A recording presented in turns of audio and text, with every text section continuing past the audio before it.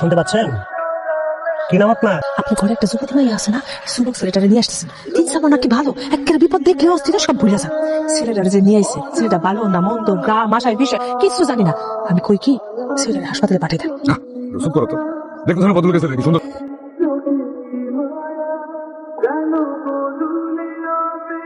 আমি কে? করি? আমি কি মরে গেছি? আপনি আমাকে চিনতেন, আপনি তো আপনি নিজেরই চিনতেছেন না। আচ্ছা, আপনি হাসতে জানেন নাকি হাসিও ভুলে গেছেন? আচ্ছা ঠিক আছে, অসুবিধা নেই, এত মাথায় চাপ নিতে হবে না। আপনি রেস্ট নেন। জানেন তো লেবু আর আদার চা শরীরের জন্য অনেক ভালো। আমি আপনার জন্য নিয়ে আসতেছি।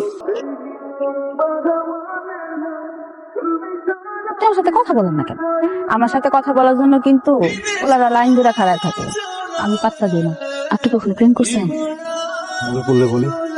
আপনি কিন্তু একজন সিনেমার হিরোর মতো দেখতে, খুবই সুন্দর। আর একটা প্রিয় কবিতা আছে, আপনাকে শোনাই। স্মৃতির গভীরে হারাই যদি, হেসে উঠি ক্ষণে ক্ষণে। কেউ কি জানেন কত মিষ্টি স্মৃতি কি দেয় আমার মনে? আপনার বয়সী মেয়েদের সাথে এমন হয়, অনেক কিছু ভাবে, অনেক স্বপ্ন দেখে। আবেগের বয়স তো। আপনাকে আমার ভালো লাগে, এখন আমার কি করণীয়? অবশ্য বয়সটা তো আবেগের, করার কিছুই নেই। আপনার কথা বললাম।